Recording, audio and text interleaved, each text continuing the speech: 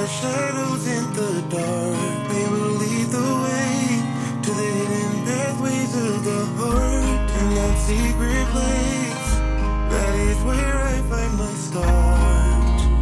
Welcome to the Shadow and the Light podcast with internationally renowned meditation teacher, davidji. And heart healer and psychotherapist, Elizabeth Winkler, as we guide you through our unique fusion of ancient wisdom and modern psychology. Get ready to awaken your true essence, heal your wounds, and transform your shadow into It's here to remove all our fears and to bring new light. The light is the light that will go to the deep to take us to new heights. The shadow and the light. Hi, davidji. Oh, hello there, Elizabeth. What are you being called to do? I'm not asking you, Elizabeth, because clearly you've been summoned right here to the Shadow and the Light podcast. But that's really our topic that I'd like to dive into today.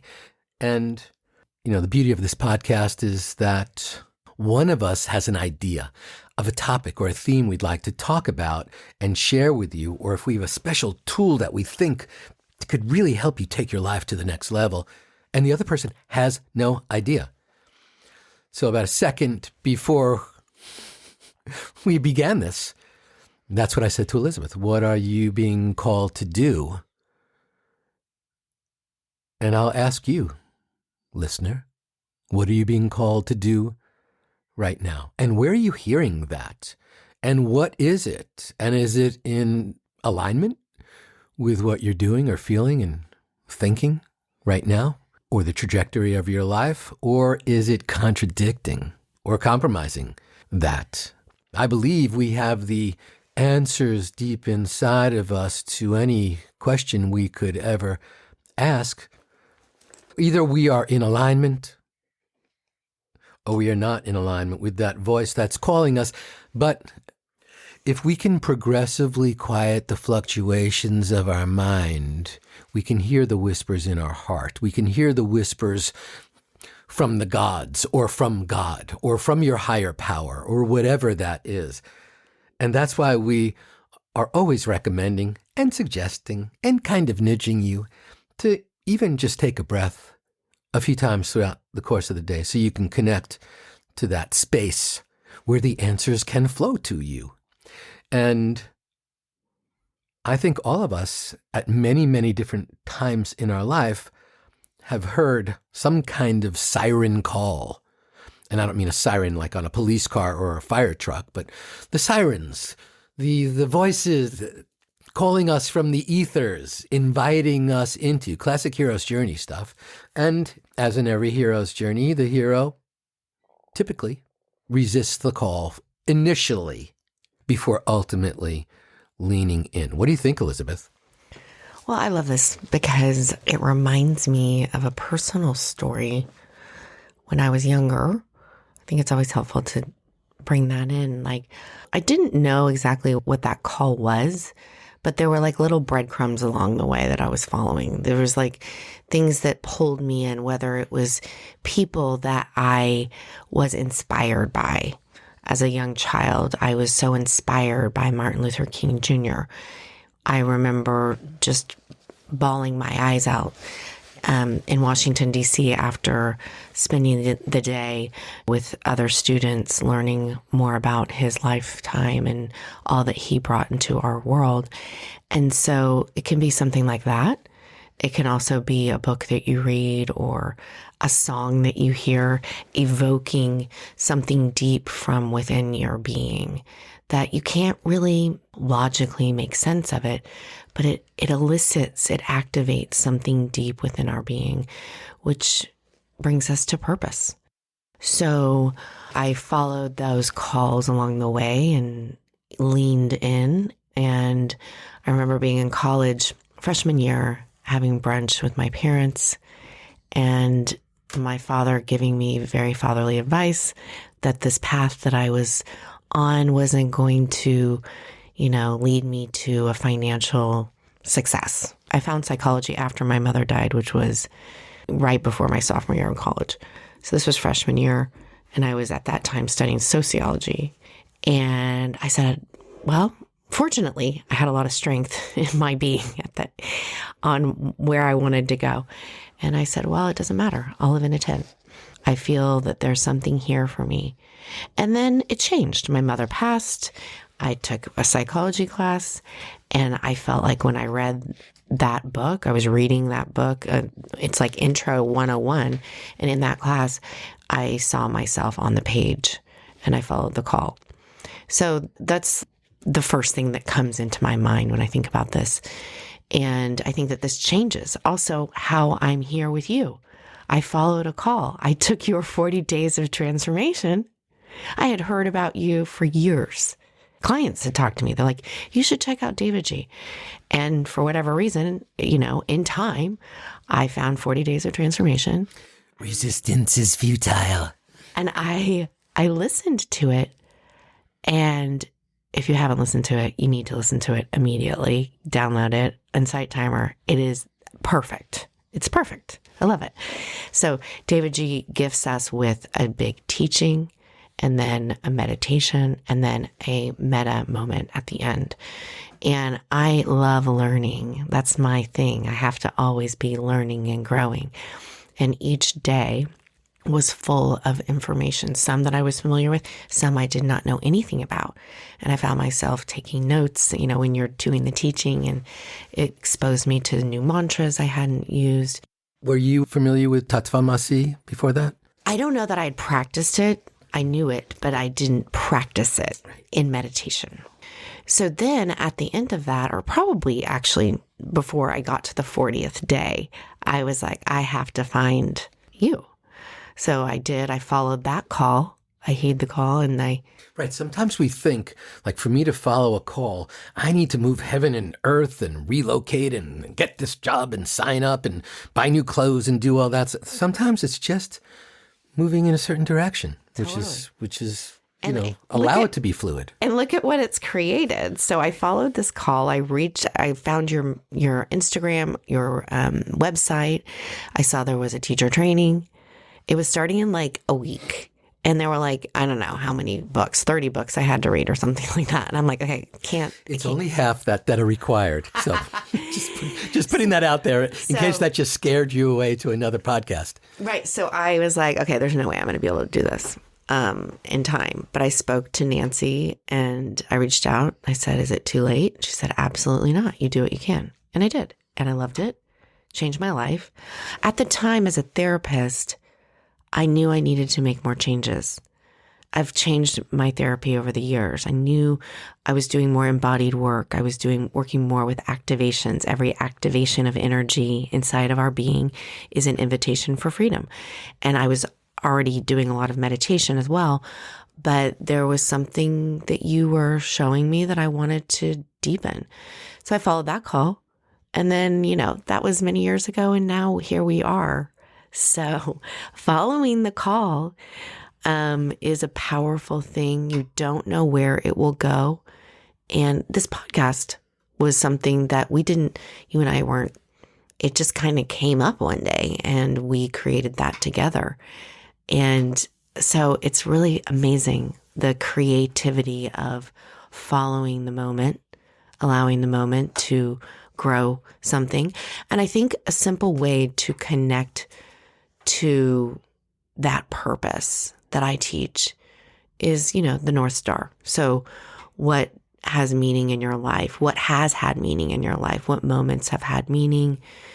What is the energy exchange that was created? Maybe it was, connection or love or peace, and connecting to that North. And if you're connecting to your North in everything you do, then you're always living in purpose. You could be driving in traffic and connecting to that.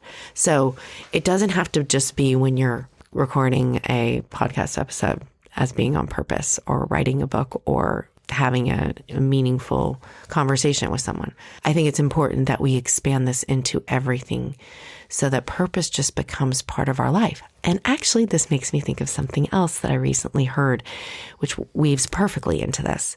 A client of mine told me probably a month or two ago that there was a man who had 3 close death experiences. I think he was hit by lightning.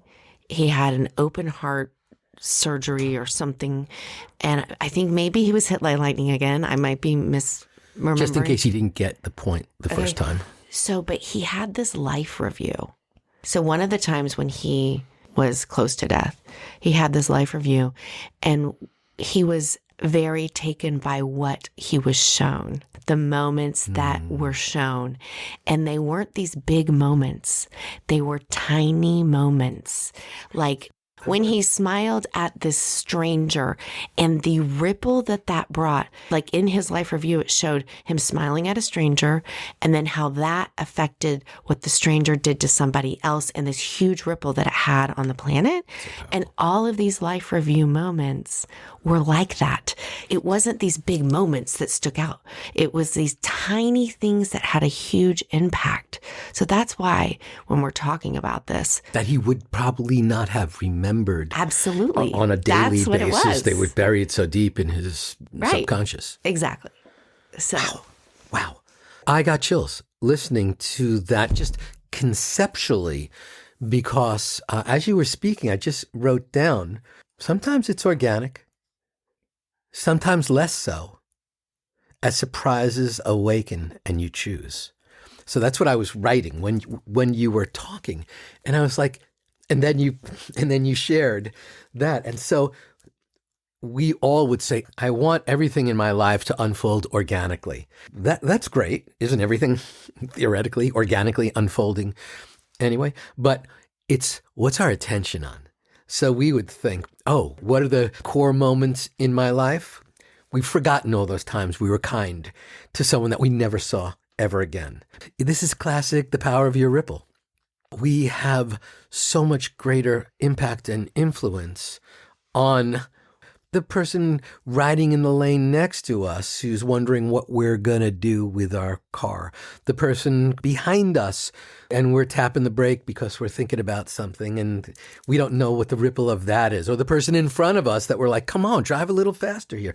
And we can just multiply that times infinity as we walk in the street, as we move into stores, as we go online, deal with customer service, send an email, tap a heart on somebody's social post or something along those lines. What this brings up for me is if you're on the path of being willing to listen to your callings, first you have to hear them. Because most of the time there's too much noise in our head. There's too much activity going on. How in the world could we ever hear the calling? We actually need to get silent. So number one, this is a real vote for having a meditation practice, or at least some kind of practice where you connect to the stillness and silence that rests within. But even more deeply, who we truly are in the quiet moments or in the small moments is probably as important in terms of who we are as those giant moments where we're on the stage of life and we're making a point and we're sending some messages, those moments where we're trying to connect, where we're connecting grandly. It's all the small moments because we probably have, 100-to-1 ratio of small moments to big bombastic moments. and they create that big moment. Right. And we're not even aware. We think it's like, oh, it's a big thing. We don't see say, it, what's yeah. your origin? Excuse me, big moment. You don't see it until you're beyond it, right? You look back and you see the fruition of the whole thing. Right. And you could feel, oh, this is a big moment, but you don't realize there were about 6,000 little moments. It took 20 years. Right. That, like the overnight hit, the overnight sensation. Exactly. Remember me? I just popped onto the stage. It's always great when you see people, accepting awards and they're like new artist of the year. And they're like, yes, well, I've been working at this for 15 years and this year I got recognized. So I guess that makes me a new artist. Mm-hmm. Right. Yeah. So we need to think like, what are the internal new artists of the year inside of us and how are they flowing I know you've gone deep into this concept of North Star, and I do just want to talk just for a moment, but it's the concept of purpose, the concept of Dharma, Dharma. And most of us are thinking, why have I been brought into this life? What am I here to do? That's great. Maybe there's an overarching thing that you have been brought here to do. But I think more accurately is, what have you been brought here to do right now, in this moment, in this day, this week, this month, as opposed to from the moment you were born till the moment you take your last breath? What have you been brought here to do? And I think that allows us to not feel the weight of like, oh, but what if I'm wrong? And I think that's what freezes people. My purpose is to, and we're talking about from the moment you drew your first breath to the moment you will draw your last breath. What have you been brought here to do? It's like, whew, it's too big. It's too intense. More realistically, it's like, okay, take a snapshot of today, this week, this month, these several months. What's this starting point and ending point, or at least this moment in time? What have you been brought here to do right now? It's so clear with athletes, because athletes, we figure, oh, what have they been brought here to do? Oh, it's a 20-year career, maybe. Basketball, even shorter. I think in the NFL, it's like 3 to 5 years is the average amount of time someone plays. So it puts a lot of pressure. I have been brought here to be the greatest person to ever play this position for 3 years. And then what am I, nothing? And so what we realize is there are lots of dharmas. There's lots of waves of purpose. I call them Dhri Arcs, Dhri, ancient Sanskrit word, 10,000 years ago, which translated into English means that which upholds. And there are different parts of our life where different things uphold us. I always use Magic Johnson as the example. Was he brought here to be one of the greatest basketball players to ever play? Was he brought here to be the first voice of a famous person for AIDS? Was he brought here to quell the riots in South Central and then rebuild South Central with his famous Magic Johnson movie theaters?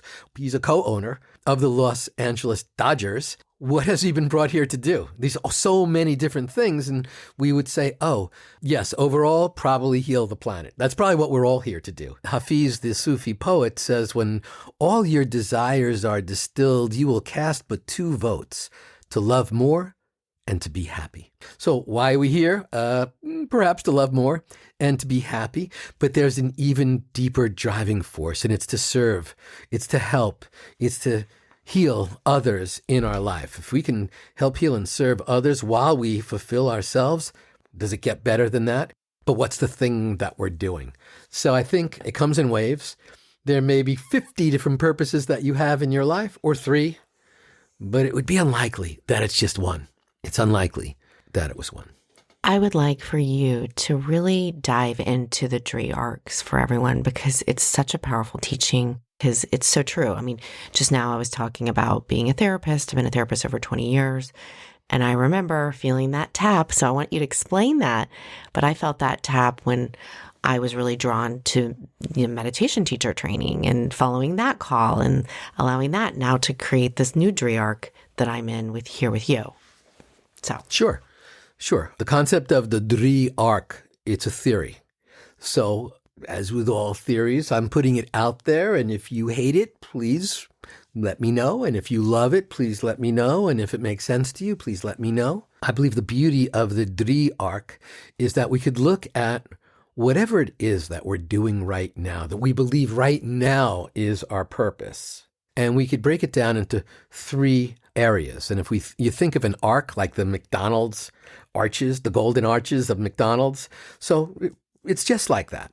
And at the beginning of the arch moving up, I call these arcs, at the beginning, that first phase is when you're just beginning something. This could be, oh, by the way, 3 arcs are all about energy.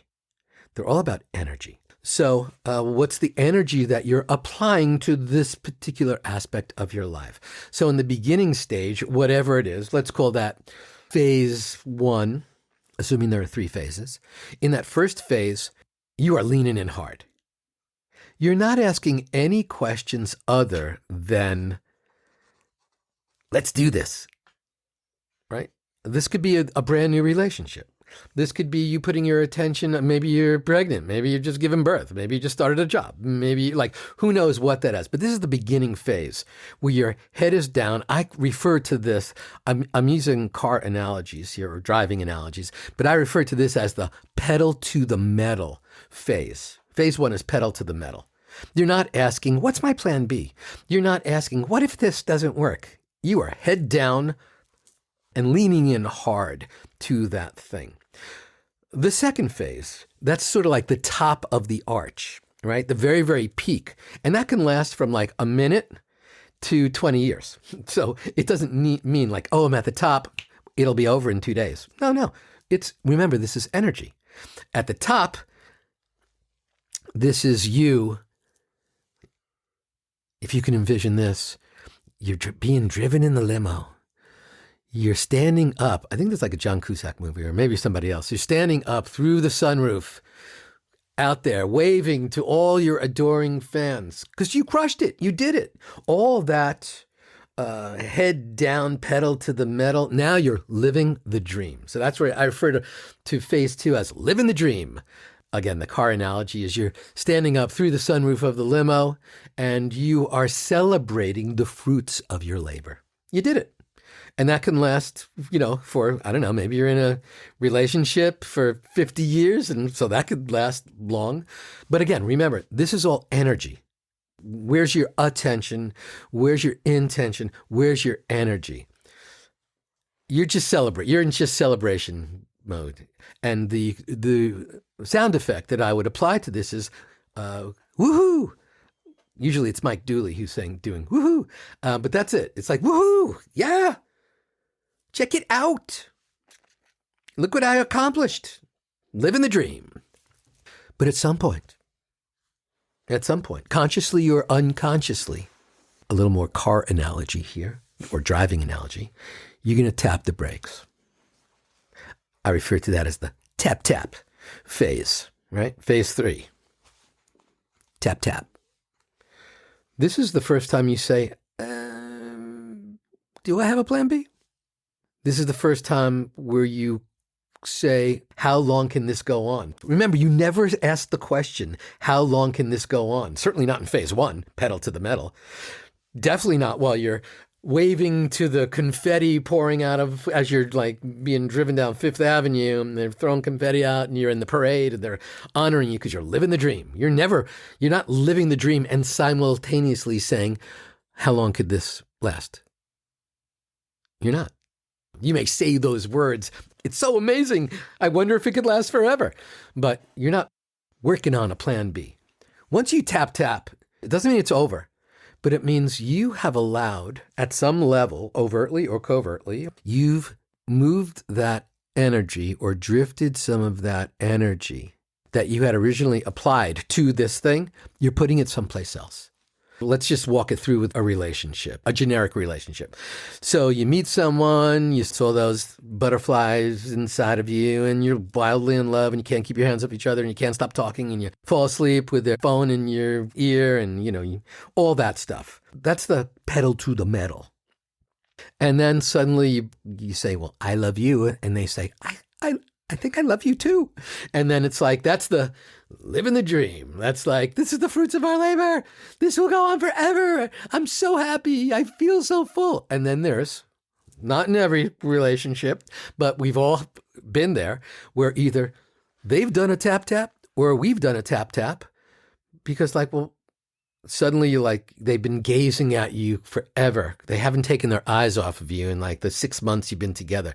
And now you're out at a cafe and some server walks by, some like hot guy walks by, and suddenly the eyes go, they've never gone before. But now they're like, oh, check it out. What if it wasn't the dream? And so this is not the loser phase. A lot of people think, oh, I'm in tap phase. I must be in the loser phase. No, it just means, guess what? You're driving energy to your next Dhri Arc. Maybe you don't know where it is or what it is, but you used to be, when you were like allowing yourself to go through the sunroof, you were at 100% energy. Now you're sort of like at 80%. What happened to the other 20%? You've been driving it to your next Dhri Arc, the beginning, your next phase 1. You don't know where it is, but this is all energy. You've driven energy there. So you're actually building your next arc. So let's take the relationship out of the equation. How about the job, right? Dream job, you get it. You get all the promotions, you get all the money. And at some point you're like, all right, I'm just not feeling it anymore. Or how long can this last? Or what? Even if you start a business, a lot of times you don't have an exit strategy or a plan B. The second you create the exit strategy or the plan B, that's the tap tap. Okay, let me build on this. So I felt that tap tap. I actually have it etched in my mind. I remember sitting in my therapy office. I love doing what I do. I really do. And you're brilliant at it. Well, thank you. I felt that there was something calling me, and I didn't know what it was, but I knew I needed to make changes. And I kept thinking of other therapists. Like I kept thinking about Ram Dass, who was a therapist, and then he went in a totally different direction. But like he would come into my awareness and I'm like, why is this, I don't know if I would say it was uncomfortable, but it was like, what is going on? But I couldn't, it was a feeling. It wasn't really a thought. Okay. Mm-hmm. So there was maybe energy. An energy constriction, limitation that I was feeling.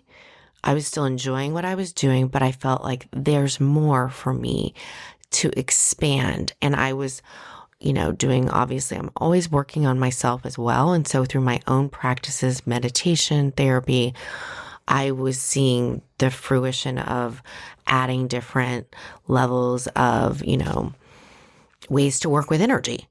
And I was weaving that in, but I knew there was more. And that Dhri Arc was beginning. And yes, I will say, I was a little, I would say, I don't know if it's scared, okay, well, where's this going to go? I had been more attached to this identity of being, a licensed therapist in this particular type of way. And, I went and I followed the call and I did the meditation teacher training, and you were giving me a lot of advice over years of time and saying, expand into this. And because of my conditioning around being a licensed therapist and all this, I had a lot of attachment to how that needed to look and how that needed to be.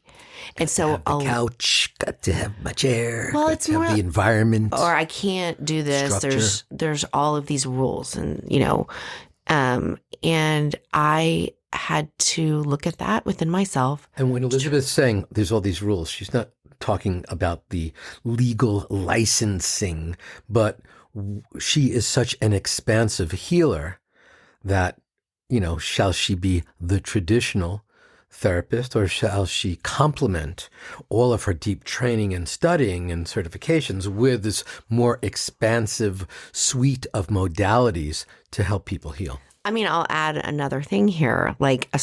For example, something that I thought people would maybe judge, or what would they think of me? I was noticing, because I was learning more about meditation and all that, but I also was paying a lot of attention to astrology, which a lot of people think is crazy and that's cuckoo, whatever. I was bringing it into only a couple of people's sessions, and it was transforming their lives. It was grounding them. It was helping them not feel like there was something wrong with them. And so I was testing that out. And then I just started to be like, you know what? This is working. It's like when I did mindfulness, when I called mindfulness the bullet train to freedom, I was working with activations of energies in people's bodies, and I was seeing that it was transforming their fear into freedom and their pain into power. And then with astrology, doing people's charts and seeing how everything's affecting people. And so I started to be more bold and lean into what I was seeing was helping not just me, but lots of people. And I had to let go of what people thought and all of that. that it was a big piece of that, letting go and following that call. So I just wanted to add that in as you're talking about the tap, because the tap can be exciting. It also can be like, is this going to be okay? Is it going to and trusting what I was feeling. There was an expansive energy I was feeling when I was working with these other ways of being, right? And so I would say it's not necessarily something you're thinking, it's something that you feel with people. You're with people and you feel an expansion. Or when you do the thing, you feel an expansion, an opening of your awareness. That's something that I just wanted to add here. I love that. That is so powerful because you are an iconoclast. You have broken the mold, and there are going to be people who stand on your shoulders for many, many years to come because of the way that you bring that practice. So we were at the tap tap. I did add in, you were talking about the tap tap, and that's creating if we're thinking of the McDonald's sign for people to have that visual, it's creating that second arc. Right. And you have to realize there's probably 50 of those in your life, but that is a perfect way. As we tap at the peak of the first arc, our energy is starting to move to the very, very bottom of the second arc. And like I said, a lot of times we don't know. Right? If suddenly you're laying in bed and you turn to the person next to you and you say, I thought I would spend the rest of my life with this person. Clearly, that's not going to happen. That's a tap. You never thought that before. The first moment you think that. Now you could say, oh, no, let me lean harder into the relationship. Let me try to save it, and let me try to take it to an even higher level. And that might be the next Dhri Arc. That certainly was exactly. For people I know. Exactly. That they re-envisioned, reimagined their relationship. Exactly. And you must see it as the next Dhri Arc, because if you're tapping on anything in your life, you have made at some unconscious level, you're full. You're full, and you're looking for something else. This is no longer the thing that's nourishing you or feeding you or satisfying you in some moment. So again, you could have 10 of these tap moments with your partner, and each time you reinvent, you rebirth, and you recreate, and it's another Dhri Arc. You suddenly now, poof, I'm on to this next thing. That's why we always say, if you've tapped, so many people think, oh, I'm such a loser. I just tapped. Right, like I made a mistake, or like this career I chose or this relationship was a mistake. Absolutely not. Right, but that's like saying, oh, I exhaled. I'm such a bad breather. I thought I was so great on breathing in. Right. And like, no, there's multiple components here. So everything we step into has a starting point, and that pedal to the metal, that phase one, that, let me put my head down and I'm driven and focused and my full attention is here. Every experience in our life, we could even apply this to a sporting event or to an entire season. Everybody has this where they're like, this is why I did this. I feel so good right now. I've worked so hard, and here I am receiving the fruits of my labor, dancing, absolutely dancing and celebrating. You know what? That was a really good thing I did. It's paying off, and this could last forever. And then there is that moment where you're like, maybe there's something else. Just asking that question is a tap, and should signal to you, I'm not a loser, and this isn't a loser moment, but energy's being transferred from something that I thought was the most important thing, clearly not, and it's moving into something else. Not sure what that is, but it's building. So how do you make that shift? Okay, so people can resist the call, the tap, of course, that can happen, and then that creates maybe not the easiest transition to the next one. Well, the longer you resist, then I don't want to say there's a fall, but the arc is coming down.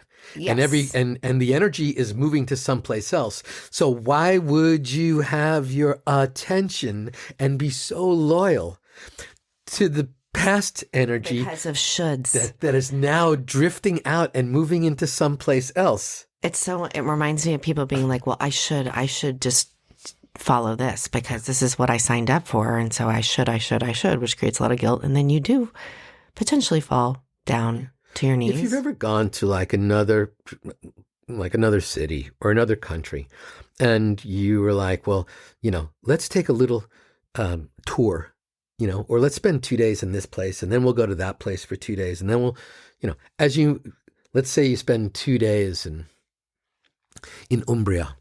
And then, you're about to move, from Umbria, you're going to, go up to Rome or something like that. As you're driving to Rome, if all you're thinking about is, why are we leaving Umbria? What? I'm so attached to Umbria, and you can just keep doing that. But it's fake. You're driving away. You're fighting against the thing you're doing. So if you want to turn around and go back to Umbria, rock on. But if you just keep driving towards Rome and complaining the whole way, and you're the one holding the steering wheel and you're the one with your foot on the gas, that's so many of us live our lives in this conflicted state, in the conflicted environment. So these are just awareness tools. How do you make the shift? So guide us to, instead of falling down at the bottom of that arc, how can we more easily catch that next wave? Yeah. Well, I am someone who fell down. And there was a period of time in my life where I went through the whole thing and then into the land of deep misery. And of course, if you listen to our origin stories, you'll hear some of that where I share that and Elizabeth shares that. So the first thing is to have the deeper understanding. And that's why whenever I teach this in my teacher training or whenever I guide people through this process, I have them draw 2 arcs. Because otherwise, if you just drew 1 arc, you would absolutely feel like a loser when you're like, oh, I'm at the bottom of my arc now. But you have to draw the 2 arcs so you realize that second arc is building. That second arc is energy's going there. Whether you like it or not, you're doing that to it. Can you undo that? No, you've already driven energy there. Can you adjust? Absolutely. Can you refine? Sure. Can you shift? Absolutely. But if you've already tapped, if I enter any kind of relationship with a company, with a person, with myself, and I'm 100% in, the moment I say, I wonder if there's a plan B, I have already at a subconscious level stepped away from putting my full on energy and attention into this thing. So number 1, you can't think of this as like, oh, I'm such a loser, I'm declining. No, you're such a winner. You're in the process of feeding new energy into this new thing. We don't know what it is, but get ready because magnificence is unfolding. Shall we run around searching? Where did that energy go? Where have I driven that 20%, that 25%, that 30%? And over time, it'll ultimately be 99 and then 100%. We've driven that into this other thing. Let me tell a story. You know how Elizabeth always tells these stories. Let me tell a story. So back in the day, there was this movie called The Mothman Prophecy, starring Richard Gere. He was a reporter. I think it was in West Virginia. And there are true sightings of the Mothman. But in this movie, which is based on the sightings of a giant moth, the size of a human, that was seen in a green light at night by tens of thousands of people. Anyway, so he's a reporter and he keeps getting these phone calls and he picks up the phone and he's like, hello? The voice on the other end is the Mothman who's telling him what's going to happen and how many people will die from it. And he's referring to natural disasters. So bridge collapses, earthquakes. And to prove it, the next day he picks up the phone and the Mothman says, Denver, 99. Wakes up the next morning, opens his door. There's a newspaper on his front step. Headline, 99 die in plane crash at Denver airport. And this just keeps happening. And Richard Gere is having his mind blown. And he's wondering, how does the Mothman know every single one of these things? Clearly, we're talking about paranormal stuff. And the question is, does clairvoyance really exist? So he goes to Chicago to meet with the clairvoyance expert of the world, played by Brian Cox of Succession fame. And many other things fame. And they're standing in front of the Sears Tower. Well, I think it's called the Willis Tower. At the time, At the time, it was the tallest building in the world, but now it's maybe the third tallest. Smack in the center of Chicago. And Brian Cox says, oh, you want to know if clairvoyance exists? You see that window washer up on the 100th floor of that building right in front of us?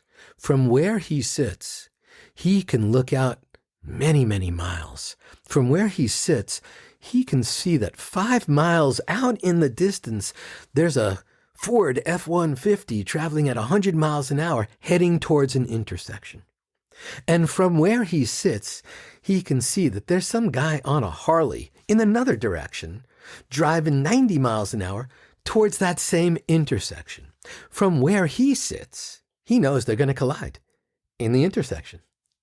Does that make him clairvoyant, says Brian Cox? No. He just has the bigger picture.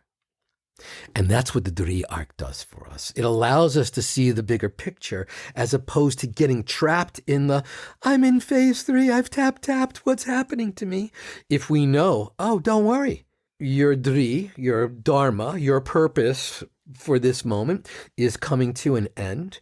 That's going to be the foundation for whatever this next phase or flow is that you're going to be in. So, number 1, do not get upset that you're in phase 3.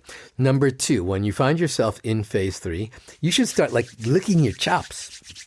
This is like so exciting. Oh, this is unbelievable. I'm about to embark on a whole new journey. Don't know what it is, but all the energy is becoming a rocket fuel for me to move into that next phase. I know, I beat this drum on a consistent basis, but if you're meditating, all things unfold so magnificently.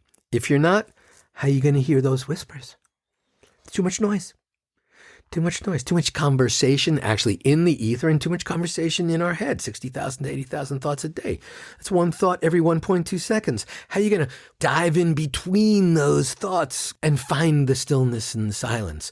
So we're not trying to stop thought when we meditate, but it does allow us to just get a little more relaxed, just get a little more chill, just connect to that space just for a moment. And when we progressively quiet the fluctuations of the mind, we'll get the insight for what's our next phase 1 of our next Dhri Arc.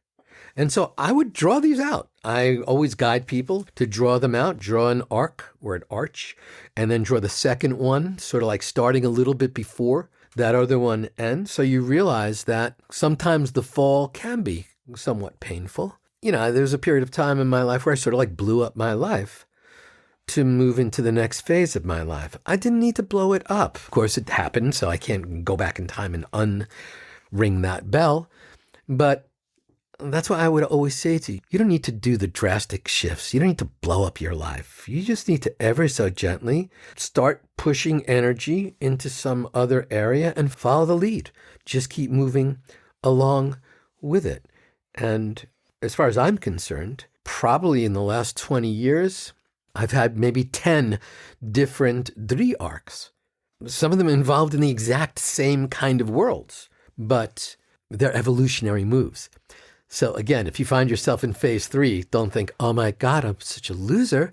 How about thinking, evolution's coming. I am so excited for this. The snake, upon realizing that his or her skin is shedding, does not have sadness for letting go of what no longer serves it. And we shouldn't either. Just as the butterfly. How much attention you think the butterfly is paying to the chrysalis after it's left? Probably not a lot. And we would say, guess what? The butterfly, in its final phase of being in the chrysalis as a pupa, before it launches into the world, that butterfly is in phase 3.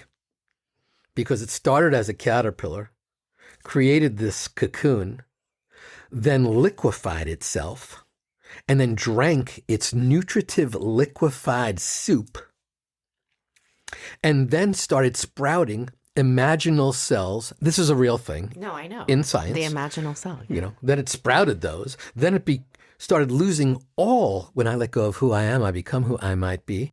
Rumi. Then shed all of that how much time and attention is the caterpillar paying to the cocoon that it left? None. Let's be butterflies, okay? Let's be full-on butterflies, acknowledging I'm in phase 3. The magic's about to start. Trust. Trust. Fear will arise. This is not a fearless space. It's what we do with fear. So, trusting the process, trusting the imaginal cells and what they can do, and following those breadcrumbs, that for me was a huge part of it. And then, noticing the energy that speaks to you, that you feel that deep within your being. I think that's the path. But it's a path of uncertainty. It certainly is. I just want to say that because it's not like you're always going to feel confident when you're doing this. It's going to feel uncertain, and that's okay. Keep going. The Shadow and the Light podcast has gone through this process as well. And I've never even thought, when does it end? You've heard Elizabeth and I joke that our contract with the universe ends in 2035, which is when the next full-on solar eclipse is. And she has said to me, but it could go longer, right? And I was like, yes, it's 10 years from now. I'm not even thinking that. But of course, we could have an extension once the solar eclipse comes. But this would be a classic example of us. We had no idea if anyone would listen. Oh, and by the way, we've got more than 100 countries and thousands of cities. And we weren't sure whether it would be like my dad in Florida and her dad in Oklahoma. And that we figured, well, we have them, maybe, as listeners. And so this comes back to the trust. Uncertain. We never did it. Elizabeth, you and I have so many different platforms where we speak to people and help people. But this was absolutely uncharted, with the expectation that we were just going to get on mics and have fun and dance. And trust the process. And trust the process. And hopefully in that process, this would be a great, great portal for people looking to level up or heal or transform. We're in phase 1 right now. We're sort of like at that bridge between 1 and 2 because we are so excited and celebratory, and we're so happy with spending time with all of you on a weekly basis. And hopefully wherever you are on the planet, you've availed yourself of episodes that are from previous seasons, because we didn't suddenly, catch lightning in a bottle today. There's a whole bunch of stuff that we have dived into. So, Elizabeth, this would be that perfect moment for today's takeaway, which we lovingly refer to as living the light. What I keep thinking as you're talking right now is something you say all the time. Show up and do the thing. Right. Show up and do the thing that is calling you, that feels you don't really quite know what it is, but just allowing yourself to explore that. Take a small step, follow the breadcrumbs, listen and feel into that energy that is shifting, trust it, and then see what unfolds. So brilliant. We know energy is real. And my theory that there are 3 energetic phases to all the different aspects of your life, the rising and falling of energy as we move into different aspects of who we are. So Elizabeth always has the final mic drop line in everything. Trust. That was her response to that. Just trust. So beautiful. So wonderful.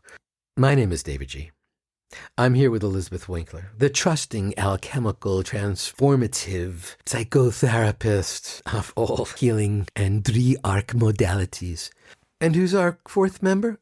It's Jamar. Jamar, take us to the next wave of our Dhri. I will not be afraid of the shadows in the dark. They will lead the way to the hidden pathways of the heart. In that secret place, that is where I find my start. The light, it is here to remove all my fears and to bring new sight.